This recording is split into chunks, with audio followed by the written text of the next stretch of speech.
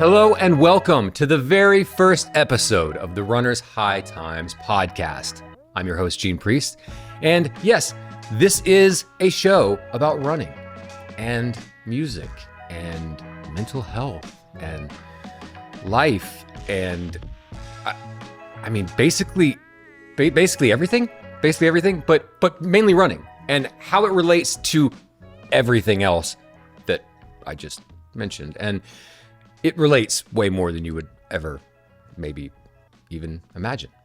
And yes, this show is about running, music, mental health, life, love, and probably screaming into the void at some point. So let's just be real here.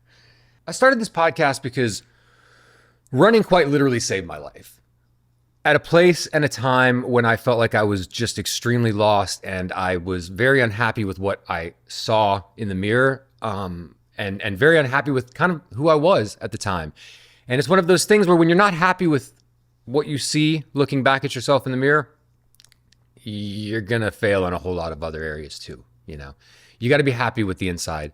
You have to be happy with yourself. You have to accept yourself. And you have to be ready to take any journey that is in front of you. And this show is about my journey, but it will unfold in coming episodes. I will have a solo run, throwing up air quotes there, episode, solo run episodes will just, be me ranting into the void, or you, if you're listening, thank you. Just about topics, anything to do with running, anything to do with music, anything to do with mental health, and bringing them all together. This was all born out of an idea that started for me on a run that I was taking in January of 2022, January 23rd to be exact. And I know because I made a post on Instagram and made the account for Runner's High Times. I remember being on the run, right? So for me, running is so important because it's where all of my best ideas happen. It's where I can process emotions, I can process and deeply inspect and think and analyze and process and work through a lot of mental stuff on runs that I always, kind of find it hard to do when you're just sitting in, a normal place that you're, kind of always in, like home or your office or I don't know. Get outside. That's what I'm saying. Basically, get outside. All that to say, this all started with a dream to do a podcast where I could talk about how much running helped my mental health, helped my anxiety and stress. And I want to be able to speak to other people who maybe have experienced the same thing or maybe had an entirely different experience altogether. And that's what's so exciting and beautiful about these conversations and hopefully the future of where I see this podcast going. There are going to be some incredible episodes with guests, and there are going to be some episodes where you're stuck with me. It's just us, and who knows how that goes. Today's guest is a good friend of mine, beautiful soul, beautiful human being, Mr. Erik Molenaar, who is also the vocalist and primary songwriter in the band New Wound. Incredible hardcore band. If you like heavy music, then you should definitely stick around to the end of the episode. Check out the live session that's there. It's pretty fantastic. Blew me away. Anyway, without any further ado, let's jump into the very first episode of the Runner's High Times podcast with Erik Molenaar.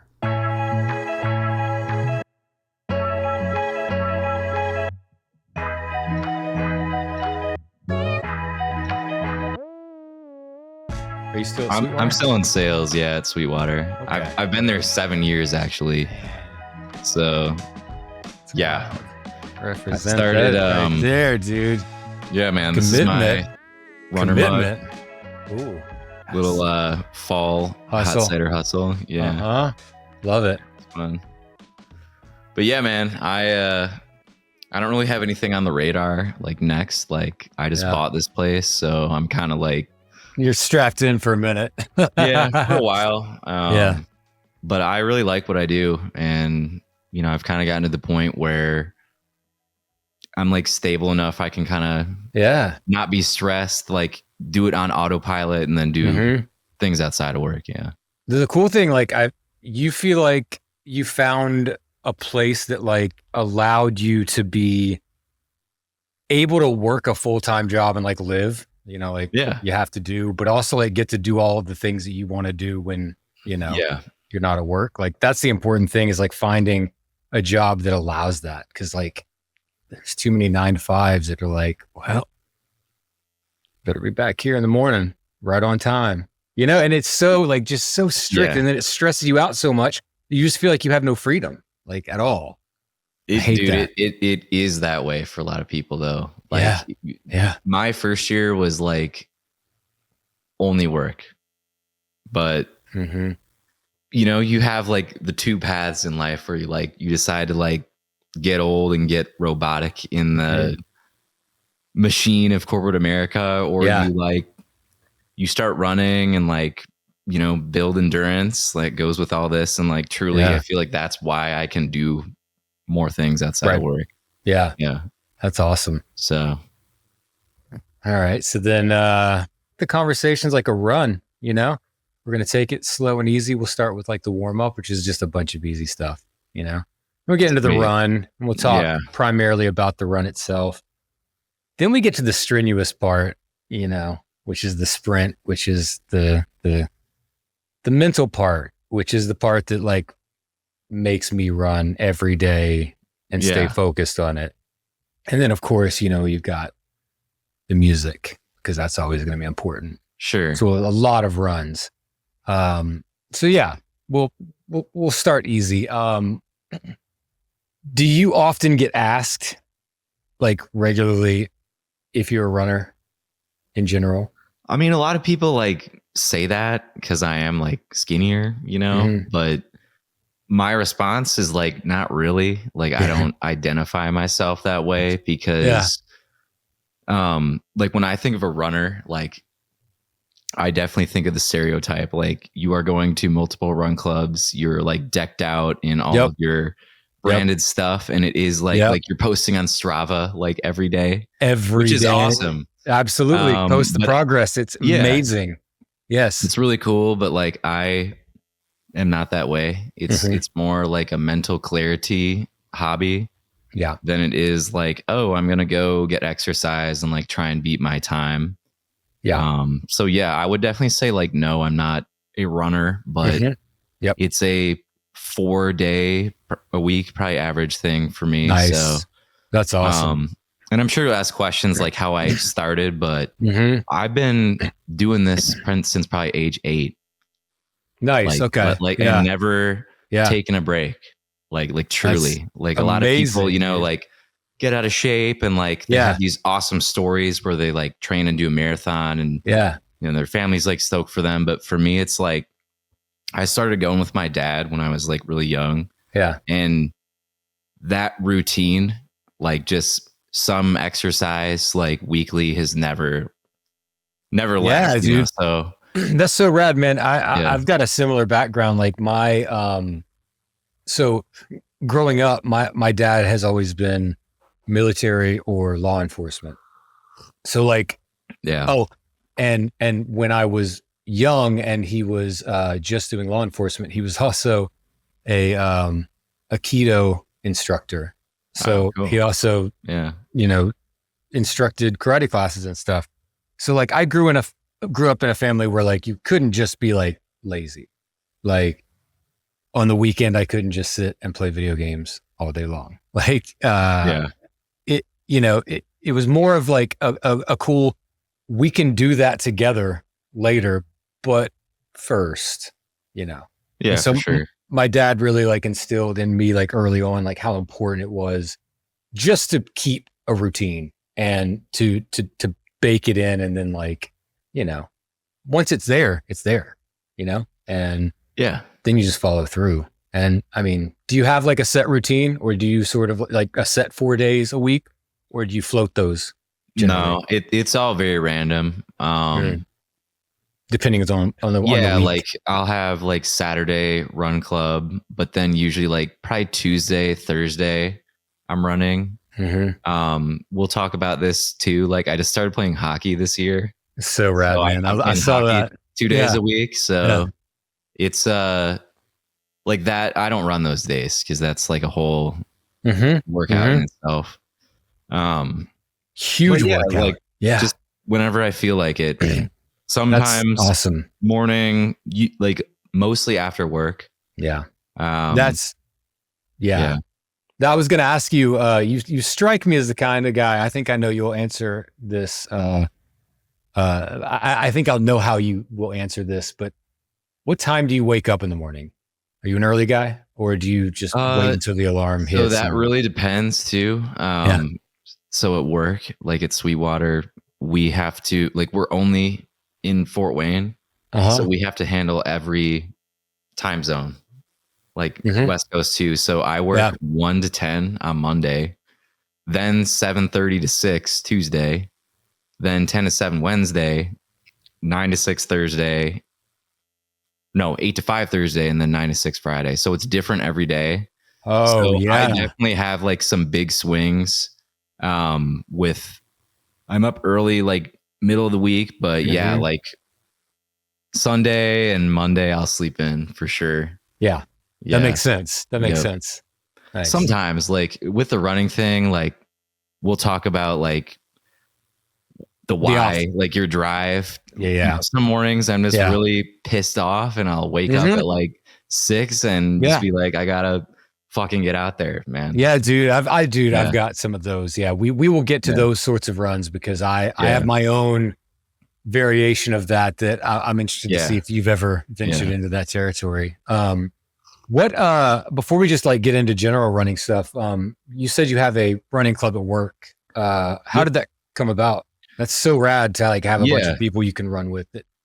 It has been cool because it's been consistent. And like, as you know, running is not like a sexy or fun thing necessarily for most people. Like it requires work and you're pounding on your knees. So for probably like 5 years, like maybe after my first year, I met 3 dudes, my buddy Ben, Adam, and Spundy, and we started trail running like every weekend and kept it up and did some races just because we were all like runners. And then we did that for probably the last, like 4 years. And this year was when we decided, like, why don't we make a little club, just started adding people on the email thread. And it's not where I'd like it to be because we have potentially like 40 people on the thread that could go,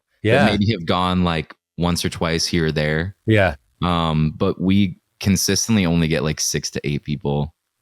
That's still pretty good though, man. I feel like those are good numbers when you're, when I think about like, I personally can't think of more than two friends that live locally that I could call up, I think on any given day and be like, hey, let's go for a run. And they'd be like, yeah, let's do it. And like, they'd be ready and prepared to like, just go for like some miles. Cause I do 5 miles a day. And that's just like, it's my OCD. It's my therapy. It's like, it's my everything. I know a lot of people who love to run a whole lot. I even worked with a guy who was doing just as many miles as me, but he would only do like 3 days a week at this job that I used to work at. He lives out in Utah and he would go trail running and he would just go do like 15 miles in like one run. A couple of days, a week. And for me, I've just never had that sort of like group, but I feel like it would be really inspiring to run. Cause I've never been like the marathon type to like run with like a group of people like that. But I feel like with like-minded people, that's gotta like be really cool and inspiring and just a different vibe than like just putting on headphones to like listen to music. And it is cool, man. I mean, like we've had some like, cool, like tender moments where we're like talking to each other. Like we eat breakfast after and then that's so cool. Like at work, talk about it. And I can visibly see like it's in the grand scope of life, like going to work and all your other relationships, like going for a few miles on Saturday is small, but like everyone is happy, man. And like, that's what I say every time. I'm like, dude, I look around, everyone is smiling at the end. And we've just had like, great humanity, like yeah, man. So that's so cool. Why and people keep going. Yeah, that's what it's about. Like, because when you're alone, you have that, we'll get to it, but like, you always have that meditative moment, in every run. And when you share that with a collective group of people, the conversations that you can find yourself in are magical. Yeah, I think there's something to that. Like, you get the runner's high, like you're releasing those endorphins. You're feeling good because you just sweat out your toxins, and it is almost like, in a different way, like having a beer with someone. Like, you open up a little bit. Yeah, running is really similar. Or like getting tattooed by someone. You're like, it's almost like a closer medium of communication. Yeah. So that makes sense. That makes sense. Yeah. So your dad, so what originally like got you at 8 years old to be a daily runner? Like, how did that kind of start? Because on, man. Eight's pretty early. That's pretty fucking early, man. I don't know if it was then, but that number like stands out in my mind for some reason. So it is all my dad for sure. Like, he was a football player in college. So nice. Like, way more athletic and into sports than my brother and I like ended up being. And he's just like a routine dude, like up at 6, 7 a.m. He runs 2 miles like every day. And he's like 63, 64 now. Yeah. Still in great shape. And he would go like after work every day. And I feel like my brother and I were just like, oh, we want to go too. Yep. He's like, all right, well, like, let's go. Like, never like babied us or anything. Yeah. And he would take us like, like, this is what I do. Like, it's nothing out of the ordinary. And he would also take us like to play basketball and soccer, like pretty much every Saturday. So he just, kind of like your dad, it was just a staple thing that we did. So, and then, like never left, because I played a lot of sports in high school. So you always had practice. I was also a football player until I like was too small. And then I did track and cross country like later in high school. Yeah. I was like an okay athlete, but track was like my shining moment. I was a pretty good like 800 dude, like 2 laps. Oh, yeah. I went to states for that several years, and that was like pretty fun. That's awesome. I mean, like, I really did it though, like still for the camaraderie. Like, I was in marching band, and like on the running team. Like, that was my crowd. And I had also within that dudes I had played in a band with. So we had like, that's a very diverse crowd in high school. And like, I was the exact same, dude. I had friends that covered the entire spectrum that you could touch in high school. That's awesome. That's cool to hear. Cause I did, as I was reading through the questions, I kind of thought about, like deeply thinking like, why did I end up the way I did? And my high school experience was not like, the jocks, the burnouts, the popular kids. Like, I went to like one of the more prestigious public schools in Grand Rapids, and, high taxpayer area. Like, going to college was not are you going to? It's like, where are you going? A lot of AP classes. And what's funny is me with my like hobbies and like relaxed personality, I would not have ended up how I am without those other kids, for sure. Right. Yeah. Like, I would have been probably like some burnout playing off of that sort of like, but the kids in my grade like made me like, I got to keep up with them type thing. So I did a lot of different things because of that. Yeah. Like, I did band, I was on sports teams, tried hard in school, and I just got lucky, man. Like, with that. And I think that goes with what you're asking, like full circle, like the routine. It's like, that's why I'm still running today. Cause I'm not gonna, I'm not gonna like give up any facet of my life that I built. Exactly. Yeah. It's something that like you've done long enough in your life that it's like not something that's going to just slip off and slip away. Exactly. So do you, like, with that in mind, with it being something that's like such a regular thing that you do every day, because I know that I struggle with this as something I do daily. So I, for a long time, made it a point, like, when people would talk about like marathons and running, 5Ks or 10Ks or whatever. And I'm not trying to be like a dick or anything, but like I didn't start running for that. And like, once someone knows you're a runner, the floodgate just opens. Yeah, they want to talk about it. Yeah. Like, oh, well, have you run this one? Have you done this one? Have you done this one? And it's cool to like hear other ones that like people have run, because I respect the hell out of that. Like, that's awesome.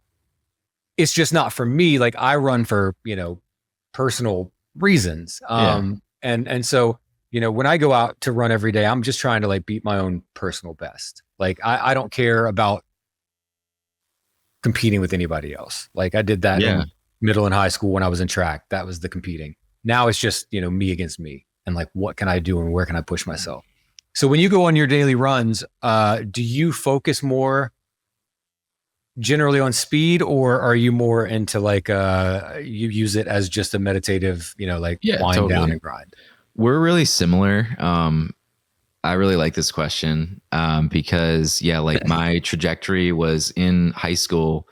I was like a huge perfectionist. Like, I would have like truly like meltdowns if I didn't like succeed how I thought I would. And then I got to college and very quickly realized, like, I'm not the smartest dude. I'm not the fastest or whatever, best looking, like day one in class, man. Like, there was some smart kids, and I like weirdly, like, maturely let it go really fast. So my personality like flipped in college. Like, I became the chill guy, because I'm like, I'm one leaf on the tree, and I'm thankful it happened, because now my life has been like very like mostly stress free from living that way. And same as you, dude. Like, when I left high school, all my like competitive want like kind of left. So running, same thing. Like, I just started going to get rid of my anger. That's it. Like with music and stuff, I was a very like angsty kid too. Like, after breakups, like maybe there was a bigger jock kid that, pissed me off one day. Like, I like was a small kid, but like had that Napoleon like fire in me. And still do, man. And it's very hard. I've always known there was a lot we had in common, and like that checks out right there for sure. Yeah. And what's funny is, like, on the phone especially, and my friends are like, oh, Erik's like the chillest guy ever. And it's true, like, outwardly. But dude, I think I might be one of the most angry people inside with my music, with but I've found I'm so lucky. And when I get like deeper with people, I tell them, like, dude, I'm lucky I found running, man. Because when I go, I know I'm kind of like diverging, but I'm going to. Doesn't even matter. That's perfect. I mean, that's what this is all about. Right. That, like, so when I go, it's not to Strava. It's not to beat a time. It's literally to just feel the emotion, man. And every time, like, I don't fight it. If I'm sad or pissed off, I will go run. Maybe I'll run way faster.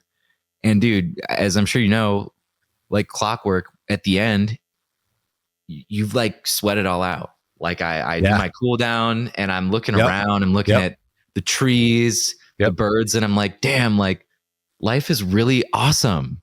Dude, moments of gratitude happen during runs, like, so often. I mean, if they don't happen like near daily, you're doing it wrong, and like maybe your mind isn't focusing in the right places. Because dude, I have those so often. It's crazy, man. Like, I often I will cry on my own. Like, I don't cry in front of other people, but in my car alone, and after a run, I let it all out, man. Same. And I feel like that also is how I kind of keep my mental anger and anguish like in check. It's from unloading it. Yeah. Through the exercise. Yeah. And that's, I mean, it's so cathartic. It's so like, that's, and we're going to get to a lot more of that, but like, that's, that's kind of the biggest piece of it is just being able to like sit with something. Like if you've got something you've got to work out, that's the perfect time. If you need some time to be alone, like literally, physically, mentally, emotionally, like it's the best because you can like literally, whether it's with music on or with nothing but silence, you can just let it all just like it's a beautiful. Yeah, man. What are your go-to shoes at the moment? So I brought some visual aids. I love it. I got them ready. Love it. Yeah. Because you said earlier you were going to have yours, I had mine ready as well because mine are pretty and I just wanted to show them off. So because of my dad, again, he's the common, pillar theme here. He always wore Asics. So I usually run like 2 pairs at a time, like every other run or every long run. Like, so I got a blue and a gray pair right now. Nice. The Nimbus model, it's changed a lot over time. Yep. But they feel good. I mean, that's awesome. Copying the Hoka, big pad thing, but yeah. And I've used some Hokas. Yeah. A lot in the past. Like it's the second shoe that I alternate with right now is a Clifton 8. It's a shoe that I've kind of like kept in rotation for the past couple of years because while it's not my favorite, it's pretty nice for like casual recovery. But like bad boys, man. The Infinity Run 4s by Nike. It was one of those things where like for a long time I've been running with Hokas, and I just kind of forgot like about the OG Nike. Like it's where I started running OG, in. Man. Yeah, dude, it's like it won't let you down ever, and it's what I started running with, and it's the brand my dad always had, and like it's just solid. It's always the most swagged out brand too. I mean, they are like the hippest. Like Asics is an old man shoe. I will totally say that. For sure. But so is Brooks. Brooks is another one of those brands that like you see old men and runners that wear those. That's it. Yep. It's wild how that kind of happens. What is your ideal perfect run? Like what is the weather like? What is what's the setting? Setting. So like these are important. It's definitely not in Fort Wayne, Indiana. Like it's so lame here, dude. Like I'm from Michigan and I have like such an affinity to like the Grand Rapids and Detroit areas. Like there's good culture. The 4 seasons are more like distinct too. Right. Like you get a real fall, like a real winter and summer. And I think part of that is just the atmosphere, like the surrounding lakes and everything. Yeah. Just contributes to that. But yeah, it's on a trip, man. Perfect Run is on a trip. I've had 2 of my best ones in Seattle, actually. Oh, nice. Okay. Yeah. So you're like way more of a badass than me, like runner wise. Like per day, like when I go, I'll run 2 or 3 on my own. But that's amazing. Like, dude, I tell it's just like I tell anybody, like any effort that you put out is effort that is like worth it. Like, no, for sure. Yeah. For me, like if the way that it was like sort of instilled in me was my therapist broke it down one day. We were talking about the importance of it. And she said, it's like 2%, less than 2% of your day. If you can spend 2% of your day, 30 minutes, 45 minutes, maybe an hour working out. Yeah. It's like 2% of your day. No, it is. Not have that time like to really like invest in yourself. And like, that's what my dad always preached. But like once it got broken into percentages, I was like, oh, wow. Yeah. All the silly things I do with my time, like playing video games with friends and making music and like, whatever, like, I got to do something. It's true, man. I mean, you can always fit it in. And like, I have a lot of coworkers that like are constantly asking me, they're like, dude, like, how do you like look the same? Like you never like put on weight or lose weight. And then they're like, how are you going to work and playing hockey and making videos and partying, like you fit it all in the day. And it literally is just the routine. Yeah, it is. I really say, is. I'm like, dude, there's no rhyme or reason. I've been doing this. Yes. For 20 years. Yes. Like it's this amazing lifestyle. Yeah. Yep. It's so ingrained now that it's not even a thought. It's just like sleeping and eating, like going through the rest of the day. And like, it's going to be figured out regardless. Totally. Yeah. I'll plug one of your later questions. Because I thought hard about this at work. Like what advice you have for people. Yep. I like can't really give good advice because I've watched some of my friends go through they were in bands. They never did workouts and then they like started, and I like watched them struggle, and I can totally like get it. You can relate. Yeah. But I can't tell them what to do because I'm like, dude, hard. I've never gone through a flip like they have. Yeah. I don't know what that pain feels like, you know? Bro, okay. And I feel bad about it. I'm like, I don't know, man. You're just going to have to keep trying. I understand that. But also you're not wrong. You do. You just have to keep trying. And I come from this with the perspective of, I know damn well what it's like to be on the other side of that. Like the reason I started doing it about 5 or 6 years ago, like religiously, like I was already a runner. I was already running like occasionally, a couple times a week here and there when I had time, when I felt like it. But it was when I quit smoking cigarettes and I was like, okay, well, I've got to do something. My brain and my OCD is telling me I got to do something to reverse that if I can. Whatever I did while smoking, it was so stupid. I picked it up in like my mid-20s. Dumb. So I decided I was going to start running every day. And it started as just like little runs, just, a mile or two, just, to go do it. And before I knew it, it became, 5 miles a day, and it became a habit, and it became a ritual. And now it's like something I don't stop doing or, even really think about. Like when I go on vacation, when I go visit like my parents down in Alabama and stay with them, luckily they've got a fitness center that has like an outdoor track area that ends up being 2 miles running the whole thing. It's like 5 miles from their house. So like when I go visit them, they already know that at some point every day I'm going to go like to this place and run. Once it becomes baked in, it's like you really do need it. It becomes like something that, like the need to drink water. Like it's important to you, and your body like just kind of has to have it. Yeah.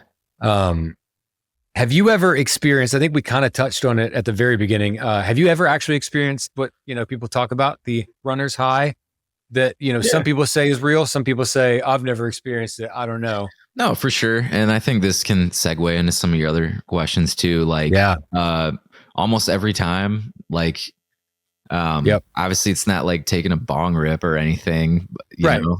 I don't smoke weed anymore. But I think people are maybe looking for that immediacy, in it, but no, like, it doesn't hit until mile 2 or 3 usually. Yeah. I feel like I usually feel it on the cool down, but sometimes like I'll be listening to a song and I would say like most every run I do type out 2 to 4 lyric lines. Like my notes app is like maxed out, dude. Like, that's incredible. All these lines, and that is the runner's high for me. Like I get inspired and I come up with like a sentiment about life or a rhyming scheme, and I cool down, I'm sweating, I sit on a bench and I type it down. That's awesome. Yeah, that's an every time thing. And I do the same thing. It's a runner's high because I would not have had that thought had I not been cruising. Yep. My brain is like moving. Yep. Yeah. Same. That's the exact same with me. Like whether it's lyrics or whether it's ideas, if I'm running and I have the idea, I have to come back and I have to make sure to capture it. Like if I don't write it down or do something, I will never enact on it. And it will be an idea that was one of many that I had, because I'm ADHD and it just like flew out the window. But if I harness it, because this podcast started in 2022 is when the idea started. And with thanks to you, I've been like, at this place where I was already at the precipice, man. I was like, I'm ready. I'm going to do it. I'm going to do it.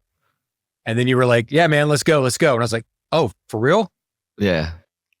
All right. Well, let's do it. Okay. So like now, here we are. So I appreciate it again. Yeah, I'm like, stoked, man. So rad. But like, it's a, I don't know. It's just being able to, I don't know, being able to just like talk about it with someone who gets it and like understands it and also like lives kind of feeling the same way, like makes you feel really good, because it's not very frequent for me that I talk to someone that understands how important it is to put yourself through physical things like that every day, and how relaxing it is at the same time, because it seems like it wouldn't work out. Yeah, like that. To the common person, it is not a relaxing thing, but when you get going, you do need it. You need it for your mental clarity, to feel good about yourself, like confident. Mm-hmm. And I actually wanted to ask you a question off of that, if you don't mind. Yeah, because we're gonna get to the hard ones after this, so that's okay, good. Sick. Yeah, because with like another like positive thing I could throw out, like a non-runner, is like with the lyrical generation that I have from running. I feel like, especially in the past couple of years, I will find myself calling or texting a friend when I'm done. Like when I'm, all the toxins are sweating out, and it's like not even me like trying to. I'm just like, I need to tell like this person I love them, and like they matter to me. Yeah, dude. I wonder if you find yourself feeling this like gratitude, and you're like, man, I got to tell like Tom or whoever, like, I appreciate you, man. Yeah. I feel like I do that a lot more when it's kind of funny that you say that. I did that about a week ago, and it was Derek who him and I had just like maybe like the day before had like a conversation. He was like helping me through some like mental stuff that I was dealing with. Yeah. And like giving me some like positivity and like being uplifting and everything.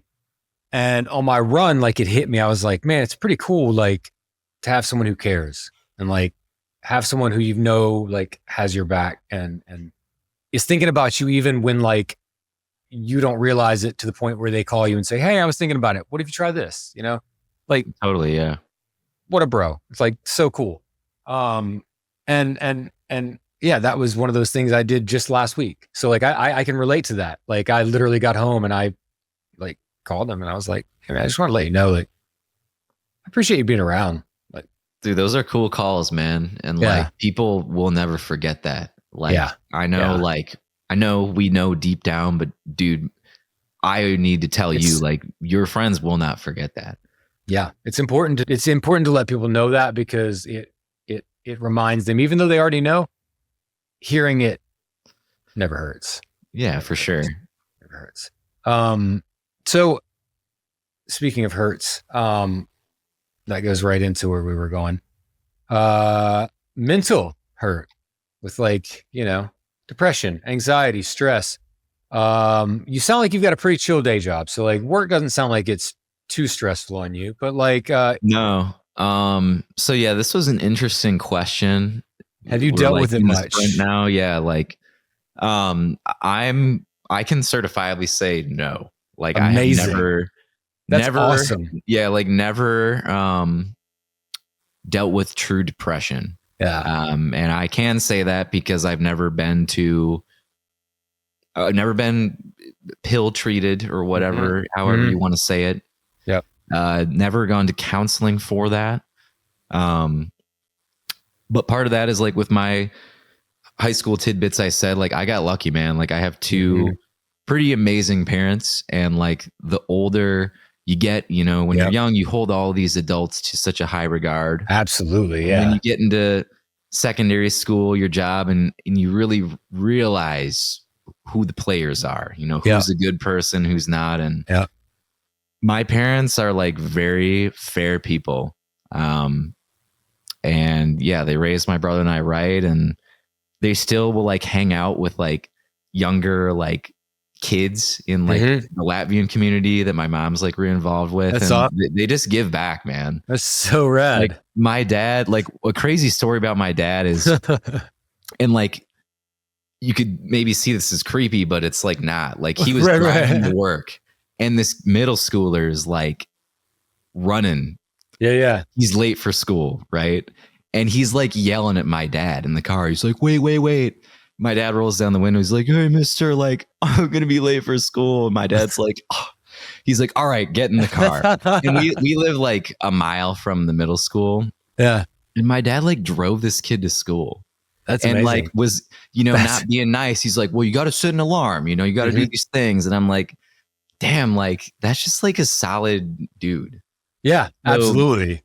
I got lucky because I had that.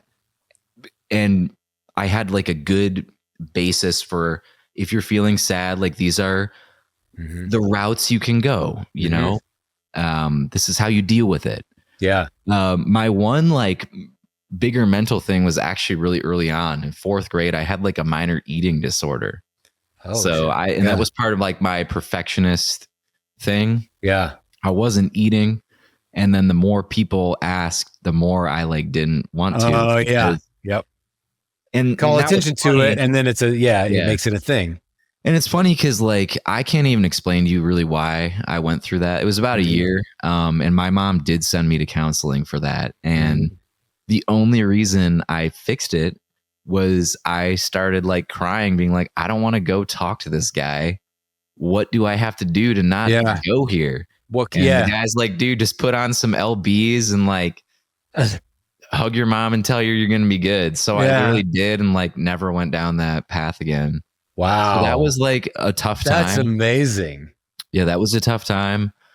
But since, man, like it's been all like dealable stuff. Like I've had like a couple pretty really rough breakups. Like, chicks like I thought I'm going to do this. Like, and I've never had the goal of like, I'm going to be the married man, like do the classic thing. Yeah. Like my goal, like I don't really have any goals. It's just like, be a nice person, have fun, be authentic is really like what I try to display to my friends. Yep. But yeah, like the tough times, the girl things didn't work out. Like it gets dark, but I've like always managed to like flip it pretty quick. Yeah. Run really hard.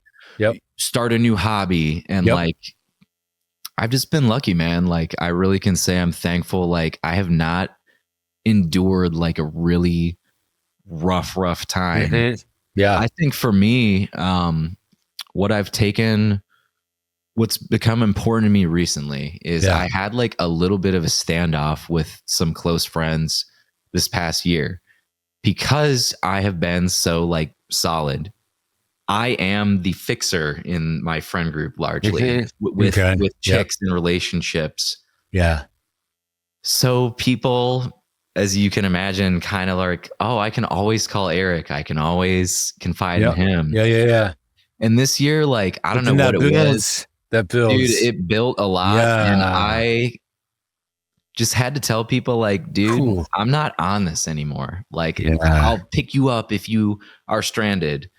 I'll answer your call. But if it involves like your relationship shit, like I just kind of told some people I'm not available for that anymore. Yeah. And it was a really cool boundary and I felt like weird about it, but I am no longer available for other people's shit that they like need to work out. And it's fucking rad. Dude, it's been like really freeing. Yeah. I've sort of found my way into that very, very similarly in the past like year or so to where I sort of realized that like, in, work environments and stuff like that, like I would just like do stuff and not necessarily not push back unnecessarily, but like there were times where I could easily like have started, hey, what's up? And then, I guess it was about 2 years ago when I just started like, I decided, okay, I'm not going to be quiet anymore. I'm just going to I'm going to speak my mind. I'm going to be kind to everybody. But like, if somebody has a problem with me or approaches something with like, aggression, I'm going to just, let's get to the bottom of it. Let's figure this out. Like, this is insane. Like I was on a phone call one time with a producer that I had never worked with before. And we were working together through, email and messaging, and I had asked him if I could get to this project the next day, and he said, sure. And long story short, he ends up calling me out of nowhere. And I'm like, is everything okay? I was going to get to this tomorrow. And, he ends up giving me this, it made me so mad. He said, I can't do this. And there was a long pause. Yeah. And I was like, what? I'm sorry. You can't do this. You can't do what? And he was like, this communication between texting and stuff, I misread that, and I needed this out today. I was like, cool, bro. That's awesome. But like, you didn't say that earlier. And now you're calling me in a panic because you misread something and you're blaming it on me. Like, that's not okay. And that was like one of the first moments that I like caught myself like, hold up. Like, this has gone too far. Like, yeah, man, you can't always be the nice guy. You can't, dude. Yeah. It's crazy. So yeah, I have labeled it like recently. I had a great chat with my mom last weekend. I was up seeing them for my niece's birthday. And I told my mom, I'm like, Mom, I'm hanging up the red and blue Spider-Man suit, like it's black suit, Spider-Man summer. And I told her like everything, like my mentality switch, and she like really supported me, and I was kind of surprised by it, but she's like, no, like you have been like fixer boy, and like you need to fly your plane. Yeah. And it's like funny that like the timing of this, like how you hit me up to do this, like I can just tell it's very similar wavelength, and it's cool, man. Like, yeah, dude. People got to set boundaries, but like we got to be there for each other. I agree. I agree. That's awesome. That's awesome to hear. I'm the same way. I'm super close with my parents. So like, my mom is someone who like I always know I can like call and just like vent to. Same with my dad. So it's like it's good to have that support system in parents, and I understand that like not everyone has that. So like I've definitely got gratitude. That's something I've experienced. Yeah, for sure. I mean, so I know I've been like singing their praises like on this podcast so far, but like we actually as a family, we're all very, I would say like mentally stable. We actually don't communicate as much as you may think, given all that. Yeah. I have a lot of friends, man, like every day. Dude, we'll, my brother, my parents and I will collectively go 3 weeks without anything. Yeah. And I think part of that is just trust though. Yeah. Like the trust is built. But one thing that also changed with the gratitude is I actually wrote them a letter this year. Oh, rad. Okay. Kind of saying that like, hey, I've analyzed some other people I know. Like, I know our communication is not as frequent, but I want to say like, I feel so stable and balanced, in my friend group. Yeah. Talked about exercise and running and like, the lock I have on my job and who I am. And it was cool, man. Like it was cool to see their response.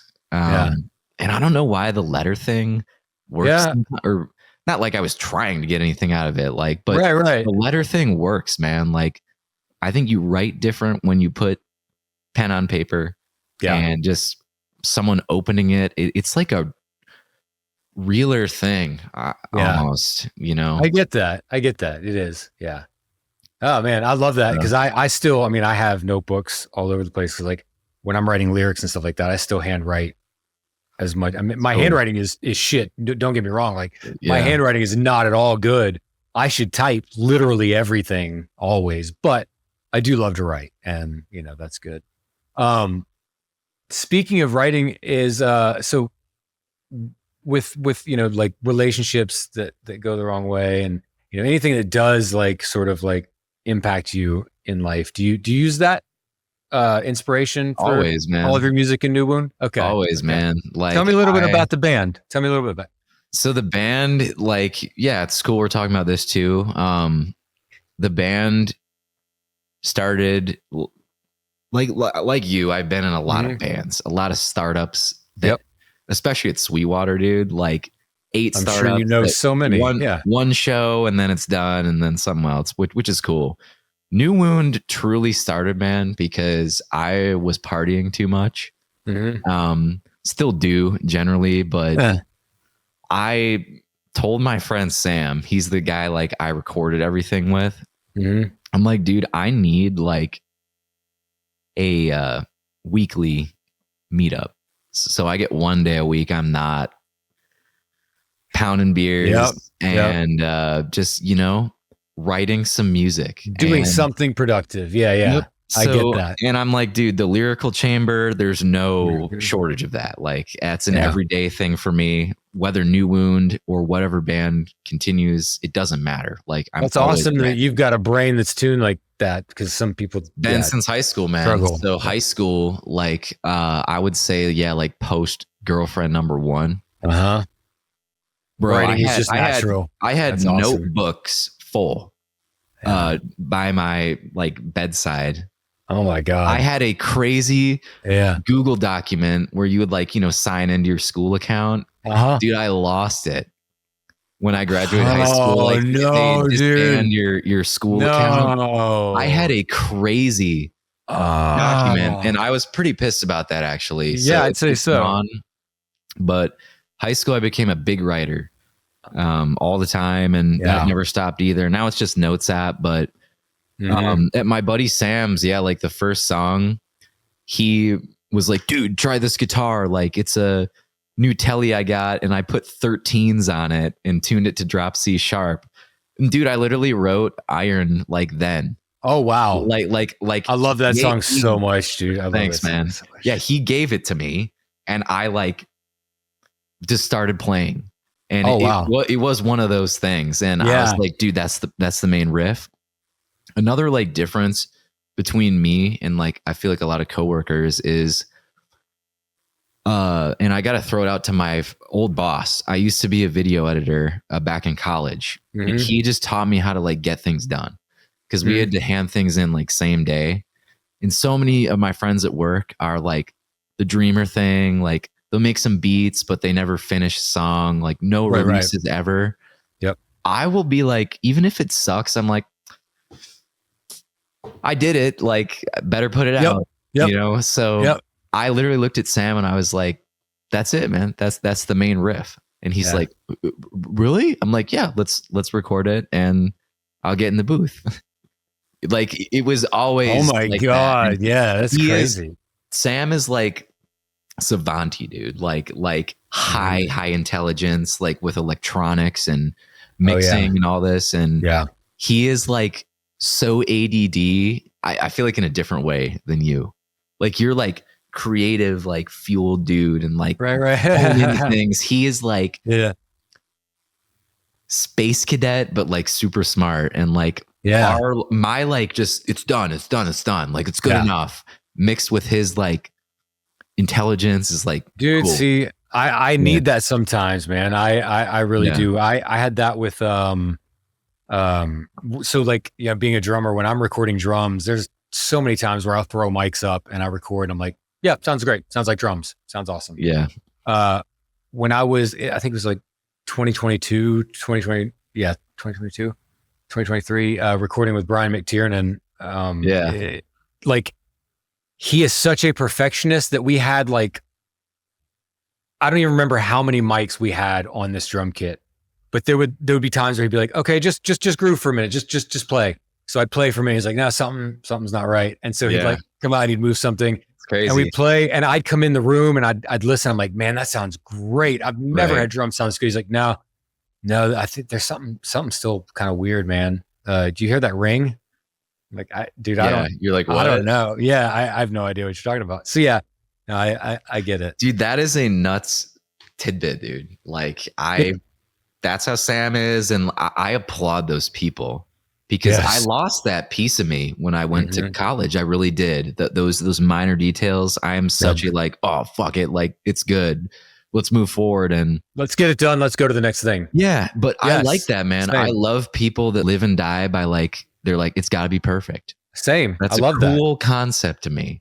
I respect it. I just can't understand it. It just isn't, the way I do. You also sing in a Viagra Boys cover? I don't sing. No, I just play guitar. Yeah, so it's my buddy Chris's. How did this start? Because dude, Viagra Boys is one of my favorite bands of like the past, 5 years or so. Yeah. Like they're so good. They are really cool. So I didn't know who they were. My buddy Chris, he's also in sales. We've been buddies, and I've been in like a lot of Sweetwater like startup bands, and after enough of them like ended quick, I was like, I don't really know if I want to play guitar. Do that again? Much anymore. I don't know if I want to go through that again. Yeah. And then Chris asked me to play. I had never heard of Viagra Boys. Oh my God. What was the first record? I listened to Ain't No Thief. Okay. Which is my favorite song to play. So good. And he's just like, oh, dude, just buy a whammy pedal and you'll be fine. Or not a whammy pedal, a wah pedal. And I did. And I learned a bunch of songs. They're pretty easy. And I was kind of leery about it because I'm like, I don't really know this band, but he got a dope saxophone player to play for us. Yeah. He got that's awesome. That's so rad, drummer, dude. Bass player. That's so cool. He sings. And then now we've written like our own originals, like inspired by things. Oh, so man, this is weirdly so like awesome. the most successful band I've had at work because we're playing a lot. We play like once or twice a month, which is a good amount for the 3-bar circuit you can play in Fort Wayne. You're right. It's not a bustling scene, huh? It's not. But people like it's his band. I'm happy for him. Like truly for me, it is low commitment. Right. We play like practice once a week. It's easy. Oh, that's cool. Yeah. But I can say, man, the people at the bars like dig it because it's party rock. Absolutely, it is, man. Absolutely. So we'll keep chugging along with that. Yeah, that's awesome. So, it kind of brings us, kind of more into this the music stuff. Do you find like an intensity matching of sorts with like running and New Wound? Do you ever find yourself like so myself, I know I do this as a drummer. When I start writing a song now, I know songs that are on playlists that I love that are a certain tempo. And therefore I know what feeling, or urgency, I guess, maybe that invokes to me. So I will write to that. Have you found running inspiring you in intensity in any way? Absolutely, man. So like I get the lyrical thing all from running. All of New Wound, all of it was written on runs. Every sentence. Yeah. And like I said, 2 to 4 lines per run. So what? That's a lot of runs. Yeah. Yeah. But yeah, like where it's similar is it's all the anger, man. Like when I'm like really pissed off, like I'll run really hard, turn the music up loud, like just do sprints. In the run. It's very similar to like hockey game. Like your line gets on. Oh, there's 2 minutes left. Like I'm going to skate as hard as I can. And then being in the booth and then performing because of the yelling. Like we've only done one show so far. We actually are playing in July, which is going to be sick. Awesome. In Fort Wayne. But yeah, dude, like as I'm sure you know from your experience, like screaming is really hard. Incredibly taxing. But what's fun and very similar to the running is like there is something fun about pushing yourself. And I actually love being like 3 or 4 songs in and you're like talking to your bandmates and you're like already losing your voice. It's kind of like thrilling to have the next song start and being like, I gotta find this within me somewhere. Dude. Yeah. I get it, dude. I sang, I've sang in a few different bands that were like, more of like emo hardcore, did a lot of screaming. And, there was this one time, are you familiar? Anthony Green.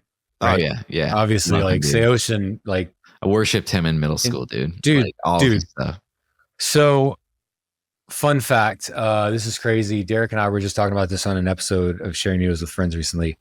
As a memory, we were on tour in Sacramento, California, and all we knew was that we were on a bill with Boys Night Out, and we love Boys Night Out. So we were like, oh, rad. Okay, cool. Well, we're going to get to play with them. So we get there and I'm hanging out front and I'm talking to this guy named Anthony for 15, 20 minutes. Yeah. And we're talking about the show, and I know he's in another band, but I don't know anything about him. He mentions they're called Seos, and this is one of their first shows. I was like, wow, dude. I was like, okay, cool. What kind of music do you guys do? And he kept saying, I think back to it and I remember it so distinctly and how funny it is now.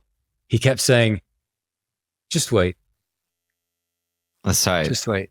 Cause I didn't I had no idea what to expect out of Anthony Green. He's so soft spoken, and he's got such a a high pitched voice. And I remember going up to him after the show and just saying, I get it. Yeah. I waited and I got it. Yeah. You couldn't have said anything. You couldn't have said screaming and I wouldn't have understood that. Like you did that. Like he's such a performer. Dude, that's such a cool story, man. I love that dude so much. Oh, that was so crazy though. But yeah, talk about someone who can scream just for days, dude. Yeah. I mean, him and Keith Buckley both, Every Time I Die, just show after show, song after song, same intensity, just shredding, dude. Just it's crazy, man. Wow, it is. It's an instrument, it has to be tuned just like everything else. Oh, yeah. That's just kind of crazy. It's tight, man. They got real skills. That's not me with the screaming, man. Do you practice outside of when you guys play shows, or do you just zero do it? Zero practice. Yeah. Just literally in the booth, man. Those were all first time. I'll write the riffs. I'll do a lot of the DIs here, at my place, and then reamp them at Sam's. And then I don't know, man. I feel like I am pretty good with just the cadence stuff. Yeah. I'll write. You'll write a guitar part to a metronome. Yeah. The DIs play to metronome. Yeah. Or get good drums or mixed wave samples. Yeah. Basic grooves. Yep. So yeah, it's all road mapped, but I'm talking about how I can plug the lyrics in really quick. I'll listen to my demo on the way and just be reading. I'll be like, yeah, okay. That's insane. I got it. And after a couple runs in the booth, I'm like, yeah, I know what I'm doing. And man, it is cool. I can truly say that. It's a lot of just off the cuff. Yeah. I do not write like that at all. I'm more of a, I have to be intentional about it. And it can come to me on a run, lines start there. Songs always start on runs, and then I come back and I write a few, lines down, and then I have to sort of focus time, and then just finish crafting those. But yeah, it's really hard for me to just on the spot, just, Derek's pretty good at that too. Derek's pretty good at just oh, what's the melody? Oh, okay, let me hear it. Okay, hold on, give me a second. Yeah. And he'll just spit out some words, and it's that's nuts. Okay, Bob Dylan. I'm not spitting the words out necessarily. They're all there, but I mean the cadence, how you're singing it, right. He always starts with the mumble too. Yeah. Yeah. So. He says that. He says starting out with mumbling, just nonsense, words, and you'll eventually find words that feel right in certain places, and then it'll write itself. It's it's cool, man. More people should do music, honestly. Just it's that puzzle piece. A discipline. Yeah. I agree. Is there a go-to playlist or song when you need to make yourself get out there and run, and make yourself go extra hard? I mean, I don't know if I could pick one go-to thing. I mean, band, anything that's just hype. I'm not the guy that listens to nice scenic drive music at all. Yeah. I mean, I love hardcore punk songs with breakdowns. I love heavy rap and hip hop. Those are two and two the same, basically. Yeah. That's about it. I love pop music. Oh yeah. Yeah. Me too. Sabrina Carpenter type stuff, but I don't really run to that. I just got that Man Eater 7-inch. It's not within reach. I got it in the mail today because was one of those impulse buys, dude. I told Derek about it the other day.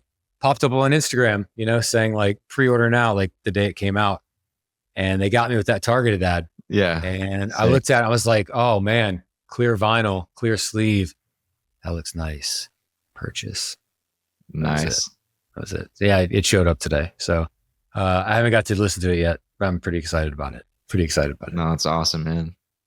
So okay, we've kind of like gone through the music and the mind quite a bit.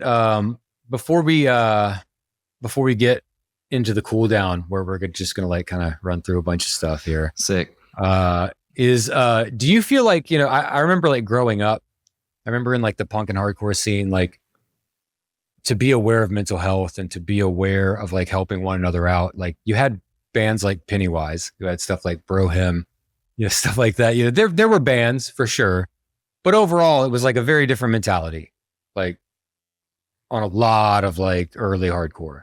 Yeah. How do you think that it is now with like current bands? And also we need to talk about, we'll segue that into Turnstile and their new record, Never Enough. But how do you feel that has kind of like been shaped over the years? I think my opinion you may not expect it. I don't know if it's that positive, to be honest. Mm-hmm. First off, I'm a little young for some of those OG bands, like right.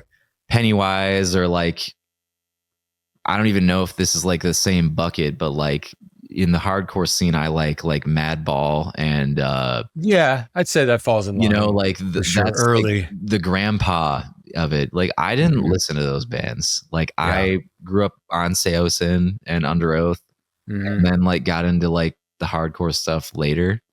Mm-hmm. But I can definitely see how there was a true purpose for helping out with mental health and providing like a good space for castaways or like whatever type of person.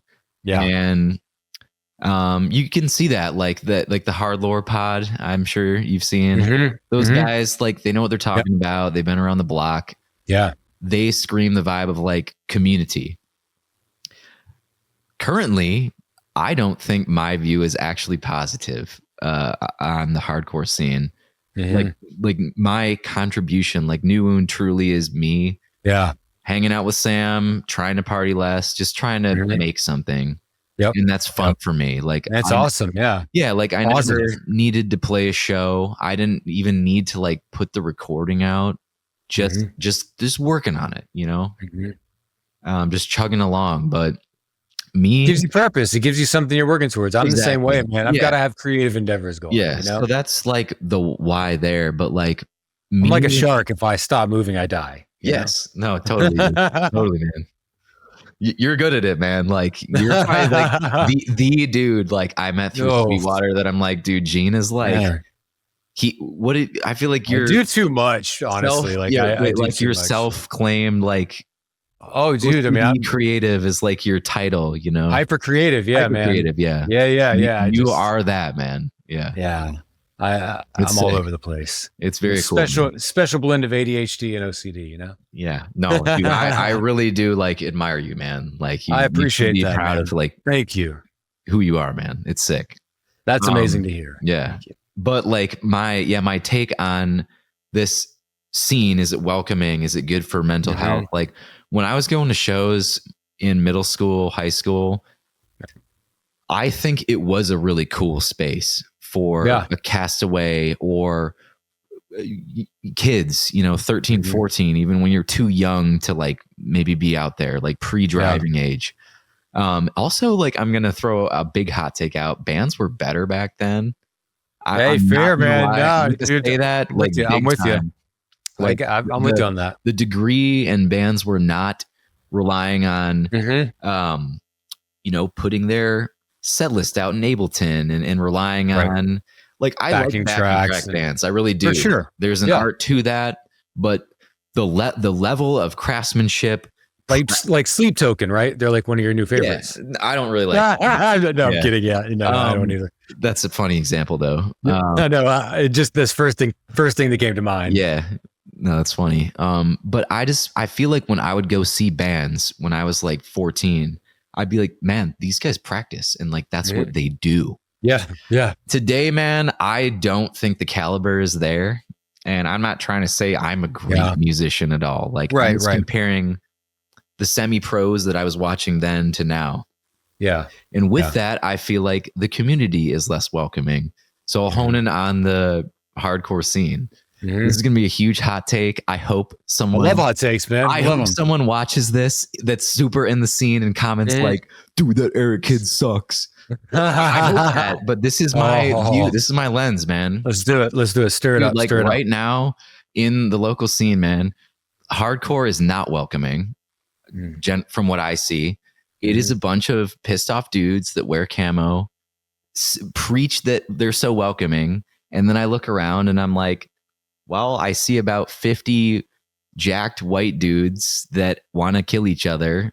I don't see anyone else and it's not, man. Like that's my lens here in Indiana, big time. Right. Not to say like I don't like the music. I do support it, but I think the new messages and stuff are not like that Pennywise era. I agree with not that. The vibe I'm 100%. Yeah.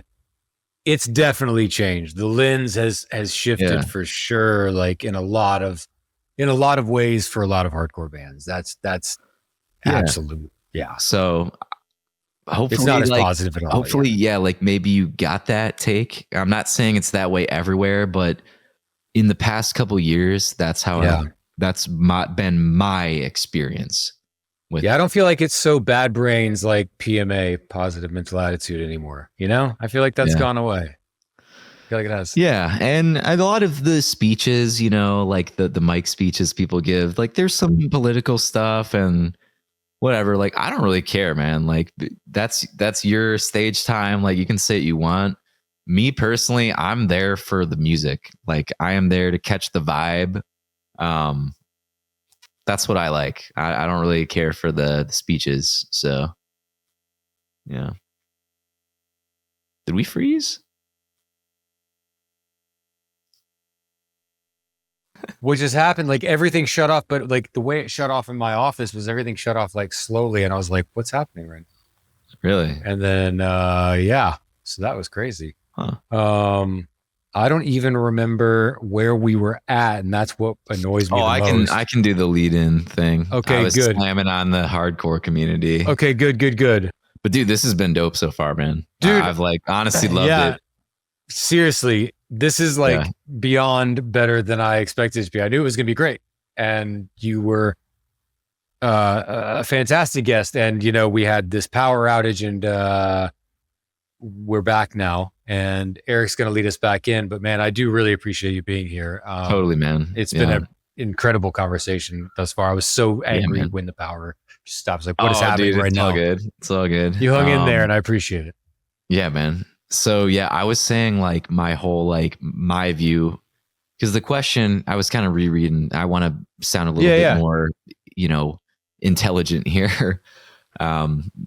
Maybe with an editor or something about it, but it's the mind, like, is the punk hardcore maybe community better about mental health now? Yeah. And I was kind of saying like my experience is not too positive in today's day and age. Like you were saying, the older bands, it was punk because they had like something they were standing for and like all inclusive. Yep. And today I don't think I could stand on a podium and say it is all inclusive because I see a lot of angry ripped dudes wearing camo pants, kind of like copying each other largely. Yeah. And I think this will help us segue into Turnstile cool too, because a lot of the shows I go to, it is basic ripped dudes wearing camo and they're all about the breakdown. It's the bro. Yeah. About the breakdown. They just want to like, and we've talked a lot about with running, it's a release of anger in a healthy way. Some of these pits, man, and like shows I go to, it does not feel healthy. It does not feel inclusive. Like it's like, dude, we're not celebrating the outcasts or other minorities or whatever. It's just like, I'm going to go get hit really hard. And that's so, like I would honestly tell all my friends that are juiced up on the hardcore community. I have good friends here. There's definitely a scene in Fort Wayne, but bro, they're all like camo wearing biker dudes that think they're tough. And I literally have said that to them. I'm like, all y'all are like the same, man. Like this is, you get it. So I absolutely do. I absolutely do. Yeah.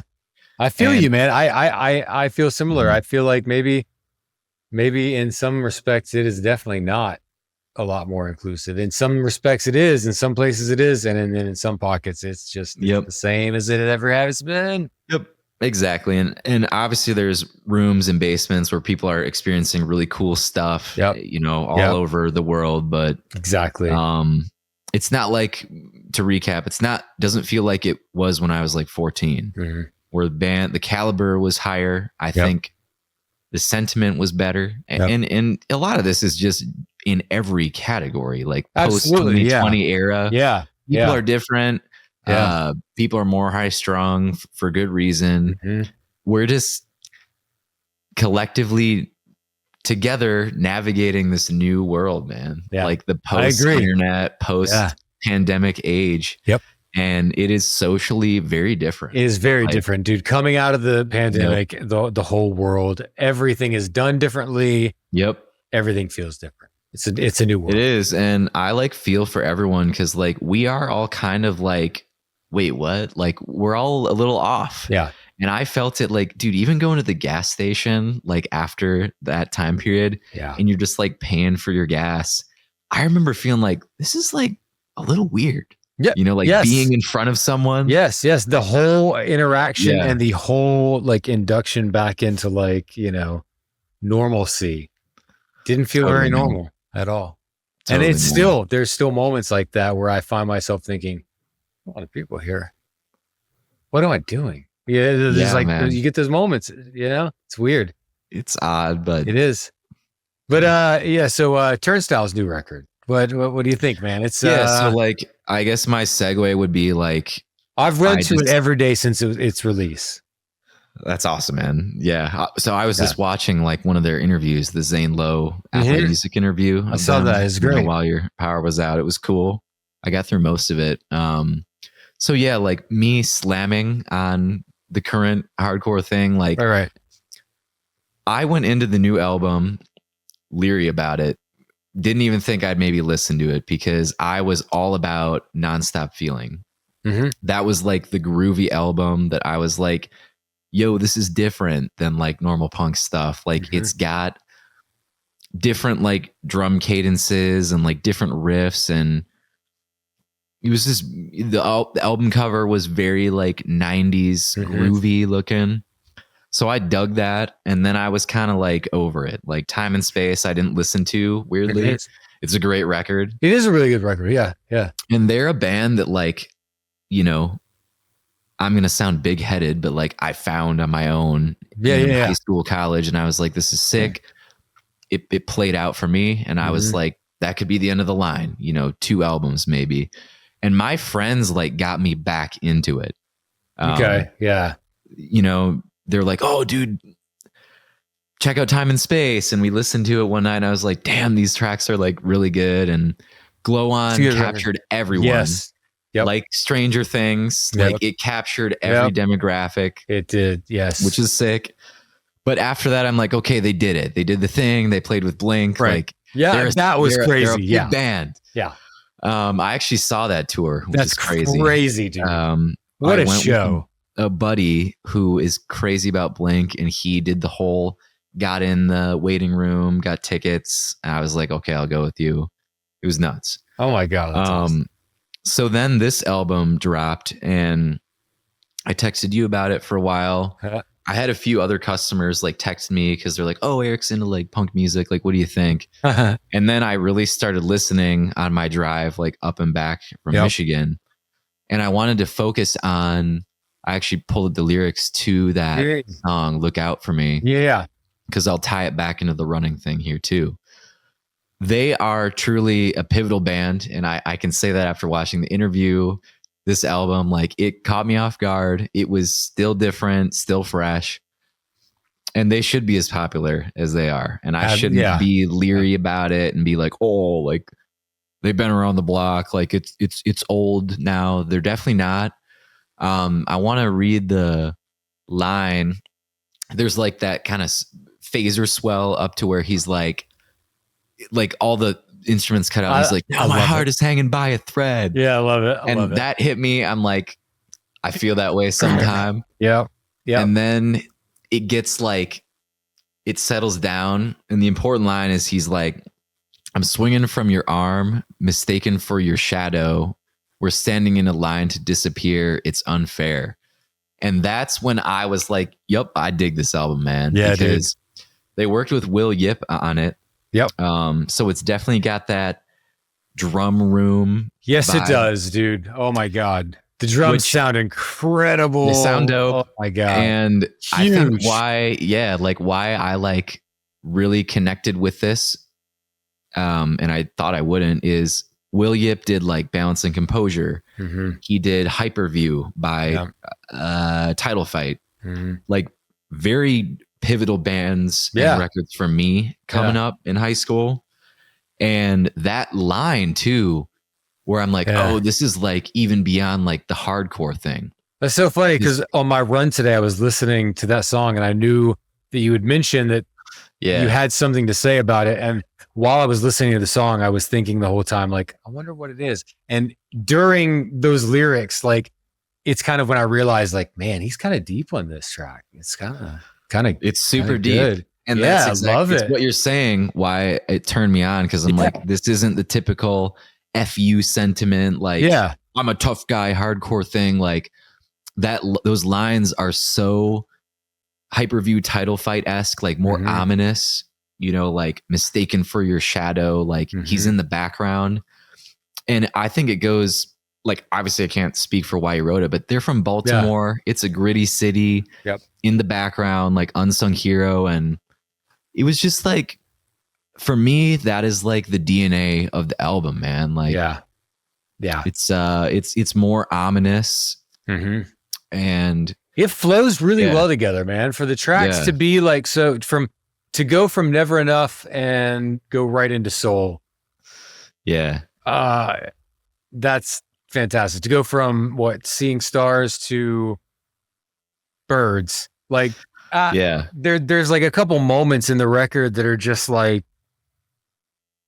wow, you did it. Like, I know, man. They made a masterpiece. Yeah, they really did. Yeah, dude. And I don't want to like overhype it. And I kind of was with talking to Derek about it. Like, he was like, "Yeah, you really love this record, huh?" What did he think? He's like a good, like stable. He likes it. Overly hype, point of view. Yeah, that's exactly where he's at right now. He thinks it's a fantastic record. He thinks the production is great. His one thing is he doesn't love the vocal production. Okay. He doesn't like he likes the vocal, and like he loves Brendan's voice and his singing, and he loves the past music. Yeah. He doesn't like as he calls it, the Post Malone vocal effect that they've sort of like, and I know what he's talking about, the heavily like delayed and reverbed. I get it. And it is heavy, but that it was there in Glow On, and it works with like the style bending that they're doing. I think it's kind of perfect. I think it like blends everything together. But that was his take. He loves the record and he thinks that it's full of absolute bangers. He likes the earlier vocal raw feel more. Totally, man. I think they made a new heaviness, honestly. Like I agree. You listen to some of these other like straightforward bands, like my like top hardcore bands are Backtrack, like New York style, and then Trapped Under Ice, which is a lot of Turnstile. But those are like That's heavy. True, yeah. It's just really upfront and like super straightforward. And this is like, I feel like how the power chords fit into like the atmospheric stuff. It's like, this is like a wall of sound, without being like there's no like breakdown. It's just a wall of sound, and it's a different force. And I'm not gonna lie, dude, when I started seeing the music videos for like the visual film and like the videos they were slow releasing out, And I realized that both guitarists were using Jacksons.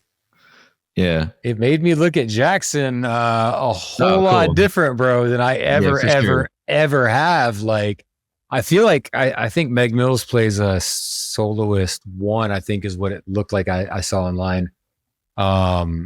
Which that's not, crazy. Dude, just wait till an artist model drops. It's going to happen. It's going to happen. Yeah, dude, absolutely. I hearing that record and knowing that they're both using Jacksons on it made me realize, like, okay, the Jackson is way more versatile. Like, dude, because it's throughout the record. One of the soloists or like even the USA models, like they are so tight, dude. Like I had a customer come in and try one, which I don't do often. Like I'm on the phone all day, but if someone comes to the store, you'll help them with a demo or whatever. And he's slamming through this like 5150 amp. And I'm like, just like, dude, can I please try? It felt so good. and yeah, so that's good to know. I've been checking them out lately. I'm not gonna lie, dude. I pulled up Sweetwater immediately when I found out what it was, and I was like, which Jackson is this? And I found a plethora of good Jacksons that it could have been. One of the models that I know that I can't remember his name off the top of my head. I don't really know their names, to be honest. He played, a soloist was listed on this one website and another was as well. And it was a little higher end.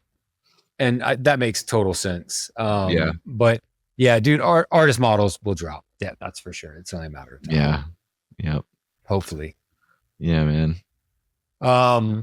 Okay. So, to close out kind of like as a cool down, one thing that it's always fun to ask, what's your go-to post-run, post-workout snack go-to? Yeah, I had a tough one with this. Some people it's just water. Some people it's just like straight up, like just give me water and that's it. I mean, I like definitely walk around for a while and like play some cool down music. I mean, if I was really like on it that day, like I do like cashews and stuff like that. Like, that's a good like refueler. Definitely. If it was like a really hard run or like hockey game, especially, like, dude, I get a whole pizza from Domino's. That's awesome. And it's you work for it, dude. You work for it. Yeah. I'll put a whole one of those down. I'm actually not the healthiest eater. Same, like, dude. I run so I can eat donuts. I used to say that to people all the time. Like, it's for real. Like, I eat whatever I want. Like, I just need calories of some kind. And if I'm on it, like, I do go to Clean Eats. I don't know if you've heard of that. It's like a pre-made meal thing. It's really good. They have like good salmon and chicken bowls and readily made stuff. And if I'm like on it, like I'll be doing my creatine and eat eggs and bacon in the morning. And then I have like 2 Clean Eats and I'll eat something at work and I feel great. Maybe like a smoothie or protein shake. But dude, then I'll have like weekends where I'm like partying and forget to eat, amidst of course. Like, and those are the bad times, but nothing succinct. I do like my cheat, whatever. Vice is mint chip ice cream. Like I will put that down, dude. Put it down after a big workout. Yeah. Like half a tub, man. Yep. That's one of my absolute favorites, dude. Mint chocolate chip ice It's cream. great. And your breath smells like great after too. Like you just feel like fresh. Seriously. That's the best one. Yeah. Nice. So I wanted to play out tonight with a song of yours. I was gonna choose Iron. Do you have any New Wound song? Yeah. Do you have a? Yeah, that's cool, man. Okay. That's super cool. Whatever. Yeah. If you like that one, that's cool. For me, that's like, I don't know. I've checked out every track you've dropped since you've been dropping them, and that one was the one that really like.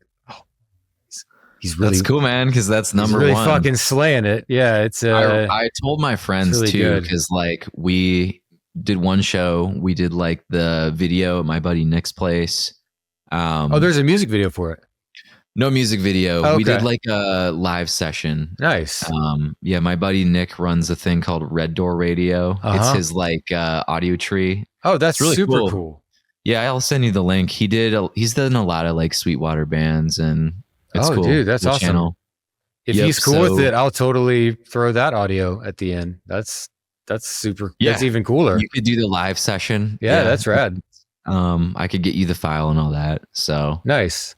But I told the guys, I was like, I think like Iron isn't my favorite song, but I said, I'm like, when we play, I think this will be the one kids go off to the most. Well, look, I don't know why. It's got like a lot of two-step parts. Yeah. So that's true. It's got the breakdowns. Yeah, it's good. Yep. It's really good. Yeah, it's fun.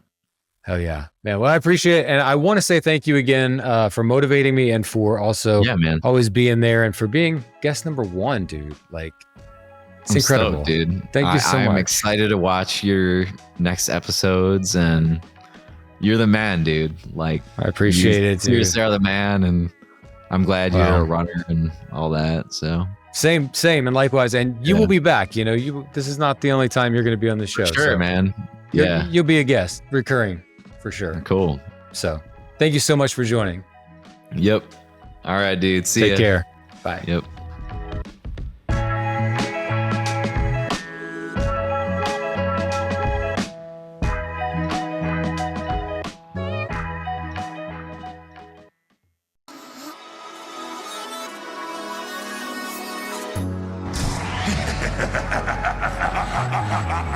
Yo, Benzerino.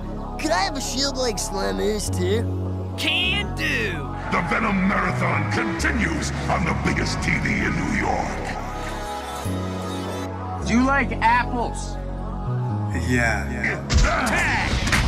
Well, I got a number. How do you like them apples? A secret passage. If only I could watch them destroy you. No, this is new room! OC style, Philly style, CTSP, bossy!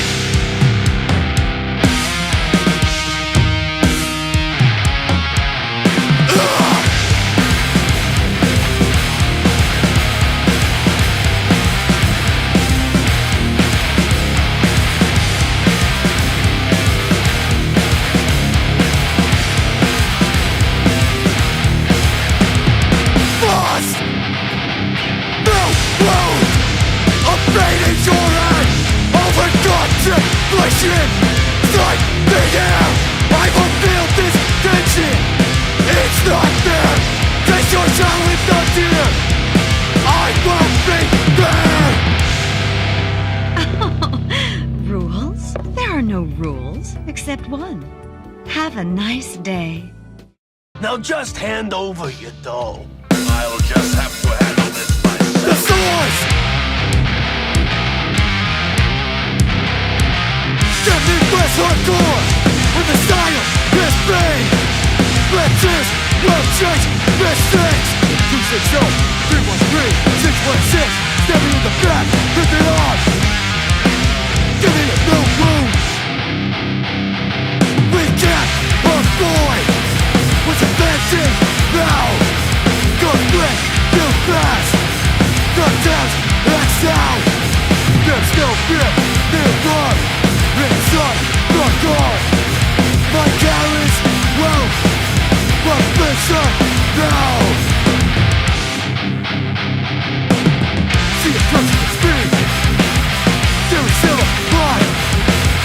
Even find the ground. I find the night. I'm back. Make sure clear. I got you slipping. This state will win. The bus you bust.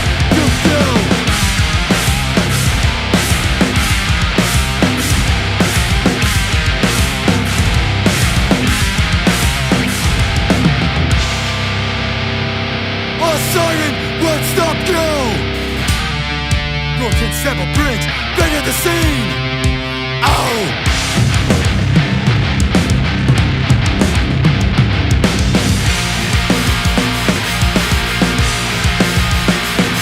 My challenge was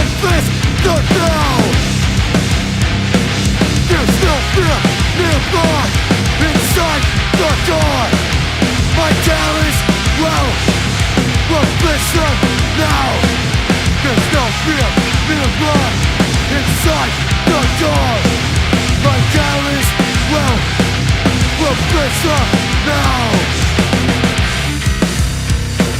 For no.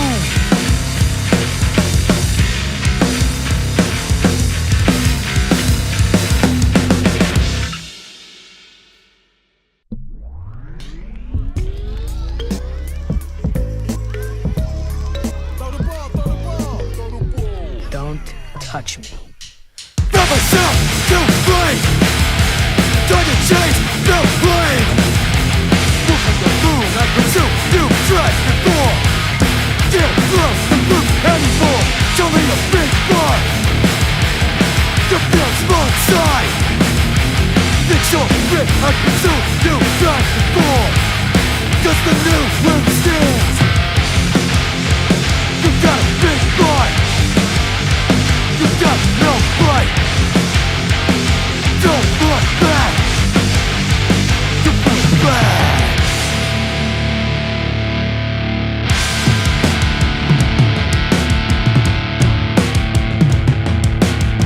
It looks in the dark. I won't give you anything.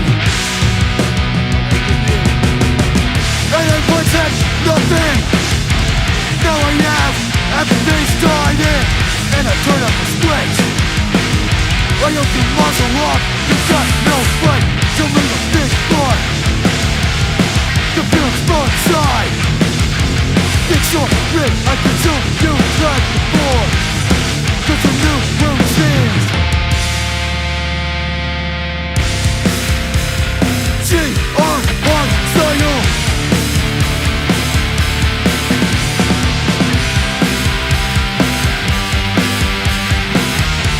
No matter dark, it's black and blue. No blue skies of things to do.